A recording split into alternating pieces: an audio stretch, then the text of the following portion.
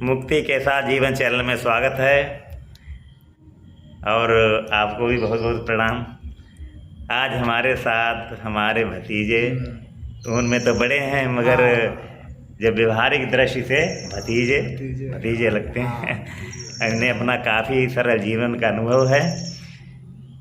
अध्यात्म स्वयं का अध्ययन करने की प्रक्रिया है। अब स्वयं में बदलाव महसूस होता है, उससे लोग दूसरे भी प्रेरित होते हैं। तो हमने थोड़ा बहुत आपके भी जीवन में भी देखा, आपने हमारे जीवन में भी देखा होगा। तो आपके जीवन में हमने बहुत बड़ा परिवर्तन देखा। आप एक सामान्य रूप से संत ही हैं, बिल्कुल घर से अलग रहते हैं, आश्रम बाहर अकेले, कोई भय नहीं है, किसी बात का कोई भय नहीं है मुझे। और मैं जहाँ रहते हूँ तहाँ बड़े प्रेम भाव से रहता हूँ, परमात्मा का भजन भी करता हूँ, परमात्मा हमारे साथ भी रहता है। और जो है मैं जब शाम को अपने जब लेटता है तो अपने परमात्मा को मैं याद करता हूँ। याद करने के बाद में आराम से मेरे पास कोई भी भूत बाधा, किसी बात की कोई शंका नहीं। परमात्मा हमारे पास में जैसे, हाँ बिल्कुल, परमात्मा सबके अंदर ही है, पास में ही। हम लोग बाहर ढूंढते रहते हैं, ढूंढता कहीं नहीं। जब मैं लेटता हूँ परमात्मा बिल्कुल जैसे आप हो, जैसे सब लोग जैसे हैं, हाँ बिल्कुल उसी प्रकार से मैं किसी बात का भय नहीं है। परमात्मा साथ में रहता है। और जब लेटता हूँ बैठता हूँ भाईचारे से सब जने साथ में प्रेम से रहता हूँ। और जो है परमात्मा के बारे में सब लोगों ने बताया, संतों ने, कि मतलब भूखों कोई आदमी हो उसका भोजन भी दीजिए, प्यासा भी कोई आदमी हो उसको पानी भी पिलाइए। इससे कोई आगे का कोई धर्म ही नहीं। जैसे आप भूखे हो और आपने पानी मतलब मुझसे भोजन मांगा, हाँ वो इस पर एक भजन भी है, भूखे को खाना खिलाया नहीं, तूने प्यासे को पानी पिलाया नहीं। अब बहुत बड़ा अपने आप को आध्यात्मिक या धार्मिक कहता है, तो चीजें ढंग हो जाएगी, क्योंकि सभी में ईश्वर ही है, यही जाने। हालांकि व्यवहारिक दृष्टि से हम लोग कार्य करते रहते हैं, फिर भी दूसरा जो है उसमें अपने आप को देखें।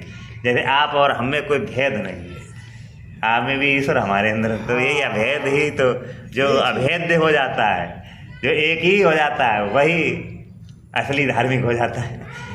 तो आप अपने अनुभव बताओ, तो वहाँ अकेले आप रहते कैसा लगता है? अरे अकेले में तो मुझे, जब मैं शाम को जब लेटते हैं हाँ।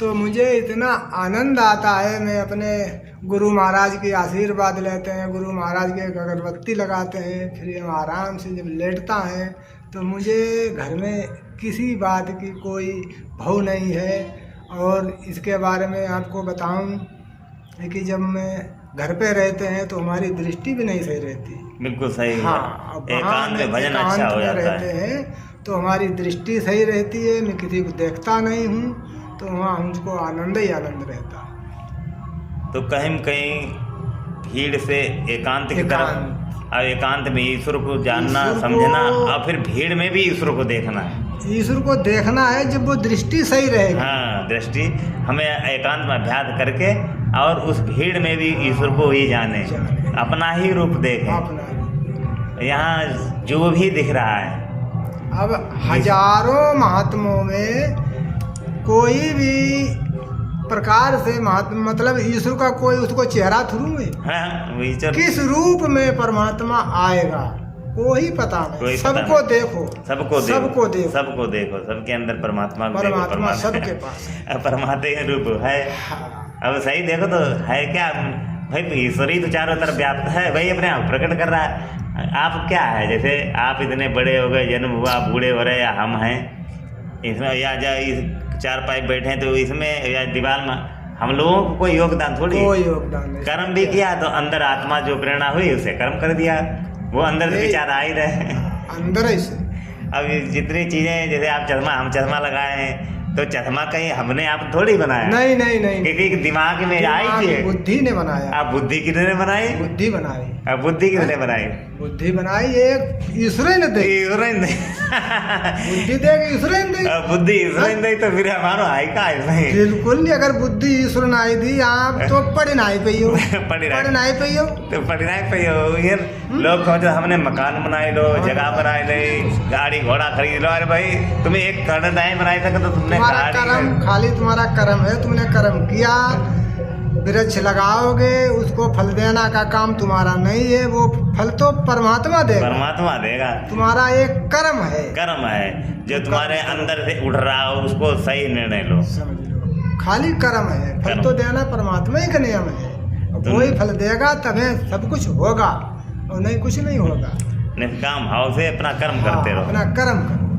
अब यही अब देखो भान प्रताप चाचा जी हमारे हते, तुम लोग हते, बेकार देते इंस्पेक्टर पढ़ो चले, स्कूल में चलो पढ़ो चले, अब नहीं तुम ऐसे ही घूमते रहोगे। अरे हम कहा देते हम पढ़िए ही ना हैं। अब जब बे देखो हमारे उनके संस्कार, बे रात बरेली में, हम रात पृथ्वीपुर निकली, हमारी उनके आत्मा एक ही। आत्मा है सभी में एक ही भाई, जीव जंतुओं में भी, पेड़ पौधों में, आप हमें कोई भेद नहीं है। आत्मा एक ही है। आप देखो हम जलालाबाद आए, और पढ़े लिखे और बगैर पढ़े लिखे कोई भेद ही नहीं है। और जिसने भेद पैदा कर दिया वो धार्मिक है ही नहीं। अरे भाई भेद कैसे हो सकता है? व्यवहारिक हो सकता है। वो दिमाग से किसी ने ज़्यादा याद कर लिया, हाँ, अरे किसी ने थोड़ा याद कर लिया, वो है तो एक ही। और जो इस एम आ जाता कि हम तो भाई बहुत पढ़े लिखे हैं, हाँ। हमारे पास बहुत बड़ा पद है। अरे तो वो पद नहीं, वो मूर्खता है। अब या कोई कहे कि हम तो अनपढ़ रहे, हमारे पास कुछ है नहीं, वो भी गलत है। अरे वो भी वही है जो पढ़ा लिखा है, दोनों ही दोनों एक ही है। एक ईश्वर ही को खेल है। अरे ईश्वर ने एक बुद्धि दे पढ़ लो, और एक बुद्धि दे अपने और काम करने लगे। जब सब एक ही काम करने लगे तो दुनिया में कैसे जो संसार चले, खेल कैसे चिपके? ना कोई खेती करे, ना कोई व्यवसाय करे, और कार्य बाकी काम हुए नहीं कहीं। तो इतना अद्भुत रचना है, जो समझ गया वही मुक्त हो गया, आनंदित हो गया। यही चीज है। तो आप निर्भय हो गए।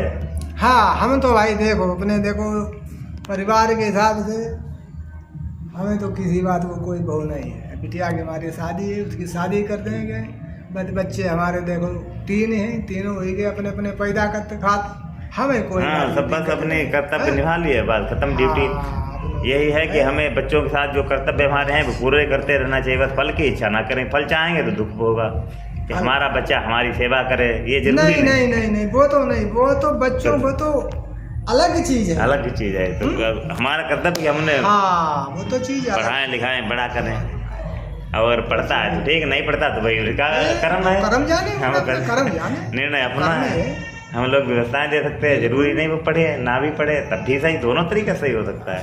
यही चीज है। तो बहुत बहुत धन्यवाद आपको। नमस्कार।